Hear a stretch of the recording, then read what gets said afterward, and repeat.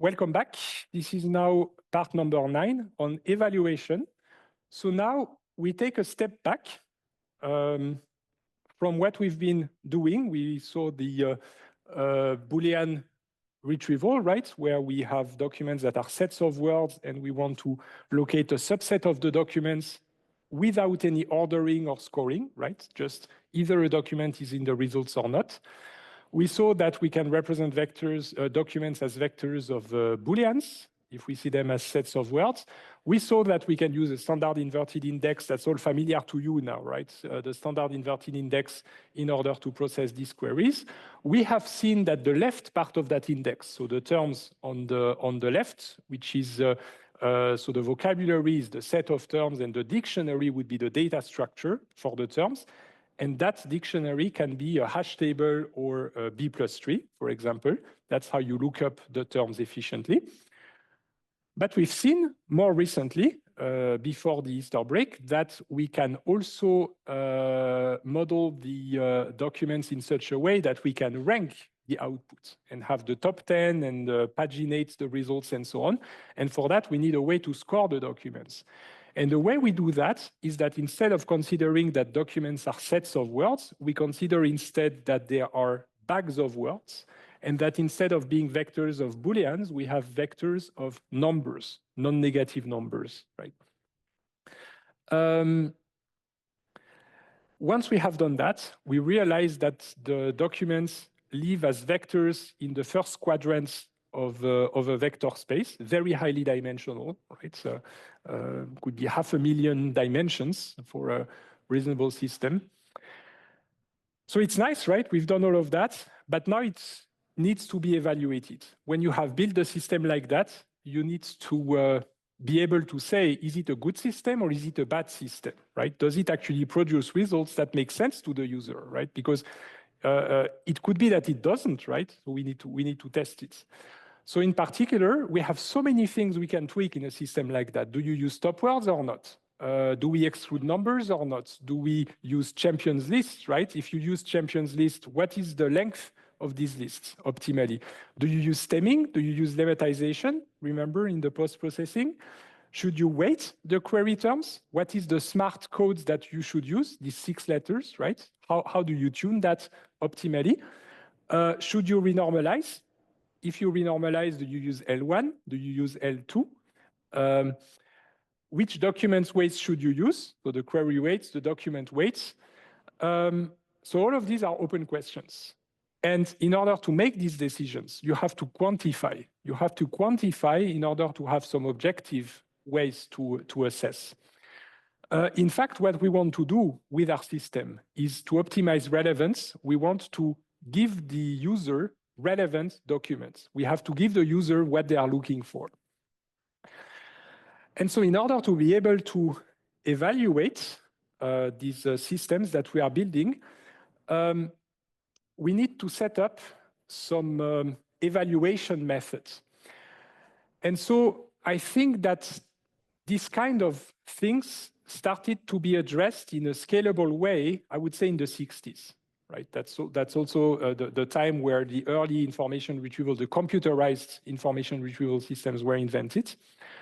And as part of building these systems, people also discussed how to evaluate them. And so they set up conferences that they traveled to and then discussed with each other, how do we construct these systems, evaluate these systems, and so on.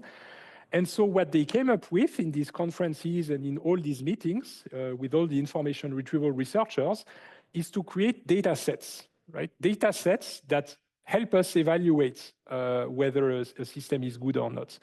And in order to build a data set like this, it needs to be done with real people. You need to ask real people, typically domain experts, what they think about the relevance of documents depending on information needs. And so what happens is that they came up with a set of documents and set of information needs, and then they took combinations of them. For example, they pick a document, they pick an information need, and they ask a domain expert, do you think that this document is relevant or not? And maybe the domain expert said, in that case, it's not relevant to the information need. So that's a yes or no. Or maybe in some other cases, they can say, yes, that document is relevant to that information need. So concretely, one of the first data sets that they built by today's standards would be considered very small, of course, because now we are used to seeing many zeros in the numbers that we see, right? But for the time, it was actually already good. That's almost 1,400 documents and 225 information needs. If you multiply for the Cartesian product of that, that's already a lot of combinations, right? And so for every combination, there is a relevance judgment, yes or no, the document is relevant to the information need, right? So that's how you build a data set. And the early data sets were built on specific topics. I think that one of the topics that was popular as a research was aeronautics. I think, if I correctly remember, and that was focused on. So the first one was called, of that size, was called Cranfield, the Cranfield data set. Then there is another one called the Trek data set, I think also associated with a conference, and people would regularly meet in order to update that. Now you see that's already more. Now you have almost 2 million documents, right? So that's a lot more than the Cranfield, and 450 information needs, right? So you can see the challenge of actually building these data sets, because there is no AI, there's no artificial intelligence at that time. So it has to be done by people that can tell you. So this is why we need to ask these people, these domain experts, that will be able to tell you if it's relevant or not. But I need to reopen a parenthesis and say something that I've already said, but it really needs to be very clear. That's the difference between an information need and a query, which is not the same thing. ETH Zurich would be a query. That's what you type in the text box when you go to a search engine or to an information retrieval system. But the information need that is behind that is what's happening in the brain of the person who is typing this query. So somebody who types ETH Zurich might be Alice, who is searching for a higher education institution for her daughter. So maybe a bit early, but she's typing ETH Zurich in order to find a higher education institution. Or maybe somebody else typed ETH Zurich, but actually it's Bob who is searching for Ethereum cryptocurrency in Zurich, Kansas, right? So they would obviously also type ETH Zurich to find that.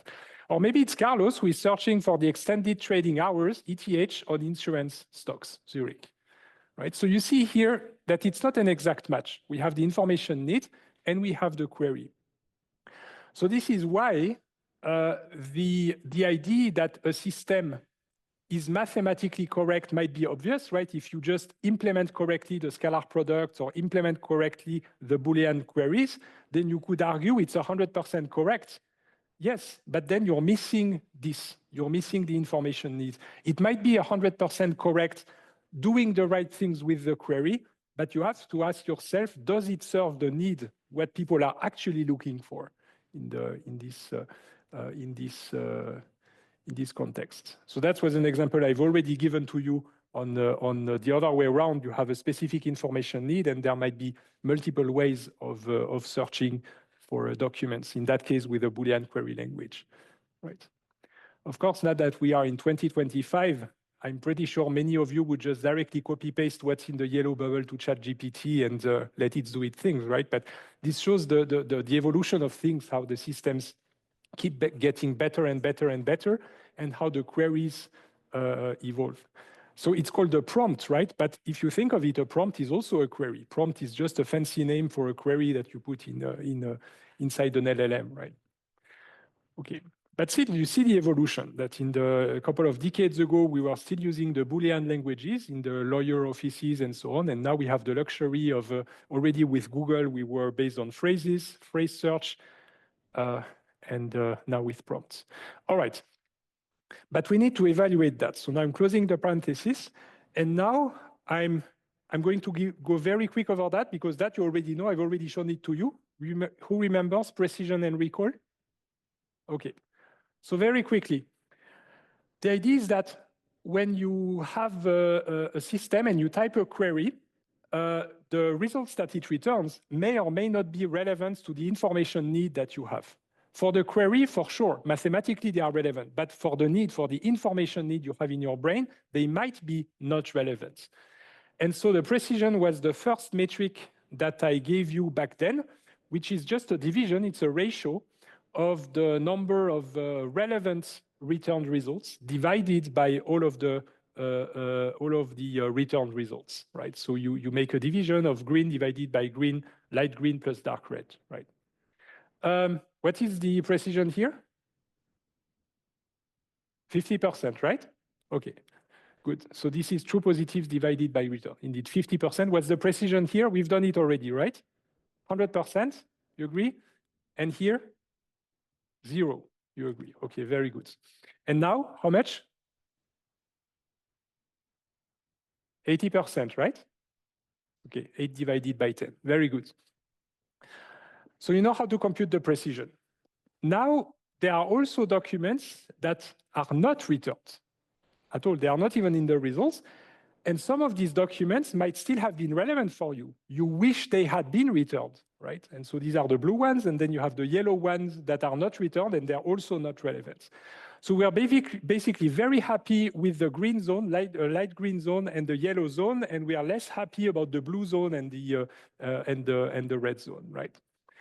Do you remember the recall? The recall is the number of returned relevant results divided by everything that would have been relevant to you. Basically, it's among everything you wish you would see, how much of that did the system give you? That is the recall. All right, what is the recall right here? It is 50%, exactly. Very good. What is the recall here? 100%. What is the recall here? 0%, obviously. And here? 2/3, right? 67%. Okay, very good. But that we've seen. I've already explained to you in the first weeks. And as a reminder, the type 1 errors and the type 2 errors are basically the documents that we don't like to see. So the relevant documents that are not returned and the non-relevant documents that are returned to you. So false positives and false negatives. And then you have the true positives and the true negatives, obviously. So these are the documents that are correctly returned or non-returned, not returned. Now, you might have systems that have a very high precision, like this system, for example, is very good at not giving you irrelevant results. But the price to pay is that it might not give you all the relevant results, right? So this has very good precision, but the recall, so-so, right? This system has very high recall. It's giving to you almost everything you need, except that what it gives you is diluted into a sea of useless stuff, right? So you see high recall, but the precision is not so great, right? So it's a compromise between the two because in fact, getting high precision and high recall is very tough, right? So typically you have to move a slider here between high precision or high recall and find a compromise. That might depend on the use case. I mean, there's no absolute truth about that. It depends on whether you fear the true positives or the true negatives more, and that depends on the use case. Okay, so it's a compromise. But there is more, because I only talked to you about precision and recall, and it turns out that there are others. There's also the specificity. Who has ever heard of this one? Specificity. So the specificity is when you look, it's like the recall, except that instead of looking at the relevant, you look at the non-relevance. So the recall is how good is the system at returning as many relevant results as possible to you. Specificity is how good is the system at not bothering you with useless stuff, right? So in a way, it's the opposite of the recall, right? So the specificity is basically how many relevant and non-relevant results are not returned divided by the total not relevant results, right? So what is the specificity here? 50%, right? Here? 100? Here? 0? Here? 60 or 40? 60, right? It's the yellow ones that we want, so 60, right? Okay. Very good. So precision, recall, specificity. We also have accuracy. Who already heard of accuracy? Who has already heard that it's a very bad idea to use accuracy in machine learning? Yeah. So let me show you what it is, and then you'll know why you have to be very careful with accuracy. So the accuracy is basically everything you've done right divided by everything. So what you've done right is the true positives and the true negatives. So everything that's relevant and that you return, and everything that's non-relevant and that you don't return. So that's everything where you were successful, right? So that's the accuracy. So the accuracy here would be how much?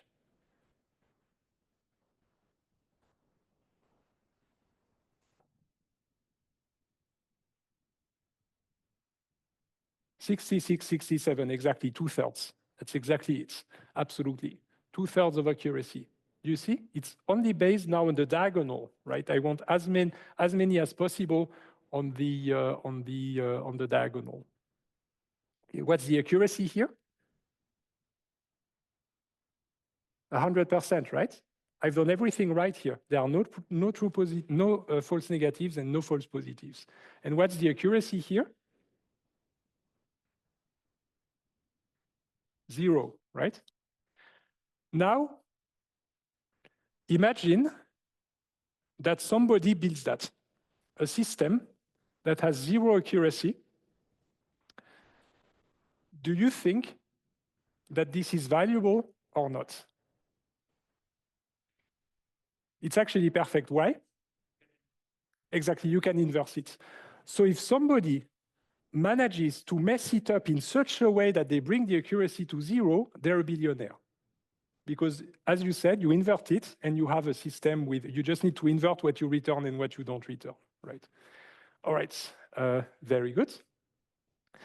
But the problem with accuracy is that you can hack it. For example, you can hack a system very quickly. I can build you a system that has an accuracy that is very close to 1 with just a few dollars. I just return nothing. I can just set up a website, you type your query and the results as empty. I can claim high accuracy, right? I was very good at not giving you non-relevant results. So this can be hacked. Very high accuracy. Recall can also kind of be hacked, even though that might be a bit more demanding, but you just return everything. If I give you everything, then I can claim I gave you all the relevant results, right? So you always have to ask yourself, like, how are the metrics relevant? Can they be hacked in a way? Can I cheat on these metrics? And so on. So here I would have a recall of 100% if I return absolutely everything, right? In practice, we want both a good mix of precision and recall. So we need a metric that combines them, that combines precision and recall. The naive choice would be the arithmetic mean, right? You just take a precision plus recall over 2 and that's it, right? There's a problem with that, is that if one of them is good and the other is really bad, like let's say the precision is close to 0 or the recall is close to 0, but the other is close to 1, you already have 1/2. So it looks like it's not such a bad number, even though if one of the two is bad. So that's the problem with the arithmetic mean, that it's not very useful to actually express much. But you know that there are other kinds of means. What other kinds of means do you know? At least 2 others. Yes? The harmonic mean, which is the one that we are going to use. Do you know another one? The geometric mean, the square root of the product, right? So there are others. So the harmonic mean looks like this, the one that you mentioned. It's actually very popular in electronic for parallel resistors. Who has ever seen that? If you put resistor, you don't do any electronics? Okay, maybe. So it's something that, well, probably in ETH, they cover this. So when you connect resistors serially, you basically,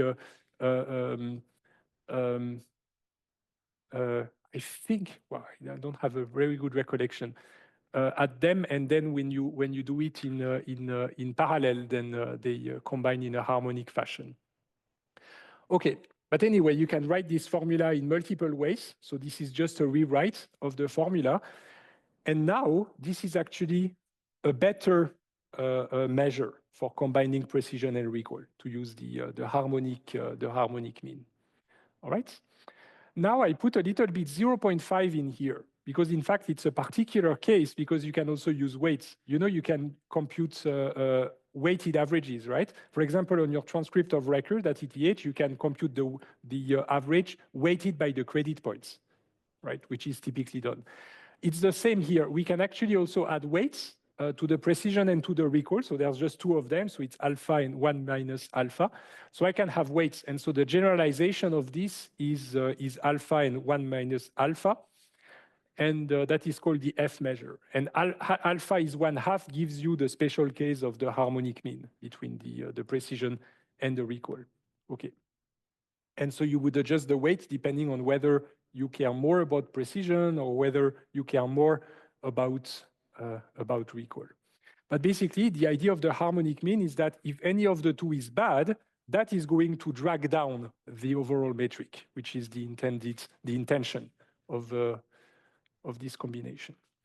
Okay, but now I'm going to, because that might seem easy, I'm going to now go to ranked retrieval. How do we make precision and recall make sense in ranked retrieval? So that's how it works. If I have a ranked retrieval system, so imagine I type a query, but let's say I'm not directly displaying the top 10. Instead, I'm displaying them one by one. The first results, then I click, I see the second results, and I keep clicking to display the next results. Right? So I'm going to set up a graph like this, precision and recall, and I'm going to start plotting stuff on this based on the system. So now imagine that I type a query and I look at the first result, so just the top one. This is Alice, she typed her query, and it turns out that this first result is actually relevant. What precision do we have and what recall do we have so far? Where would I put a point in that quadrant here? So let's start with the precision. What precision do I have so far? Have I ever returned something non-relevant yet? No, right? So I have a precision of 100%, right? I'm perfect, right? Everything I've returned is relevant so far. So my precision is going to be somewhere here. What about the recall? Imagine that I have thousands of relevant documents in the collection. Where is my recall right now? Do you agree it's close to 0? Because I've just returned 1. That's not so much compared to everything there is. So do you agree I would be here? Right? I see a lot of nodding. So great. So indeed, this is where we are. And now I continue. Just as an alternative, imagine that instead of being relevant, it would have been non-relevant. If you think for a few seconds, do you agree that if it had been non-relevant, I would have been here, 0, 0? I have a precision of 0 and a recall of 0, right? Okay, but let's come back to the case where it was relevant. Now I have a second result. I click next, and my second result is also relevant. Do you agree that my precision remains at 100%, but my recall has increased a tad, right? Just slightly higher, same precision, slightly higher in recall, right? So I'm moving slightly to the right. If instead it had been non-relevant, I would have lost precision, because here I would have had a precision of 1/2, so I would have fallen down here, and my recall would remain the same, right?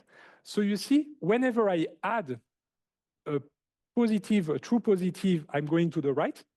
Whenever I add a negative one, I go down, right? Do you agree with that general principle? So let's continue. So imagine my third result is non-relevant. I go down by 1/3, right? Now my precision goes down to 2/3, and my recall doesn't make any progress.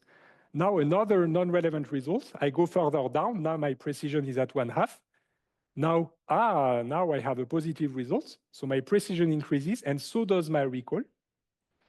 Then non-relevant, relevant, relevant, relevant, relevant, and so on. Who sees the logic? I just keep updating the precision and the recall. And I just go all the way down the list of results and I plot this curve like here, and I see how it looks like, right? So that is how I do it for a ranked retrieval system. Now you can actually adapt it a little bit with some math to avoid the up and down, and you just take, you know, the lines on here, and you get a plot like this. That is a precision versus recall curve. Typically, people will not do it for every single result. They will only do it for the first, so at the very beginning, and then after 10%, after 20%, and every 10%. So they will have 11 points, right? They will have 11 points in here. That is called the 11-point interpolated average precision, right? 11 points because if you have 1/10 every time, there's 11 points, right? 0, 0, 1, 0, 2, all the way to 1. That is called the 11-point interpolated average precision. Now, where is my awesome search engine? Do you agree that this is an awesome search engine? Keeps returning relevant results. High precision all the way, and my recall just increases. This here is an awful search engine. And because it's a ranked retrieval, it would be tough to turn it into a useful engine because it's hard to reverse, you know, what is not returned, right? So this is not very useful. Yeah, so this is just to give you an impression. I think I will stop here to not run into the danger of too quickly adding new knowledge. But I think that this now makes sense to you, right? This idea of, with a ranked retrieval, just go down the results and you see how, as you increase the recall by returning more results, the precision goes down. And the goal is to keep it as high as possible rather than going down here, right? So this is good. This is bad, right? So thank you very much, everybody, for attending this lecture. Thank you, Georges, for moderating everything. And I think I might still have time to check the slow down, accelerate thing before you go, if the link, yeah, it worked.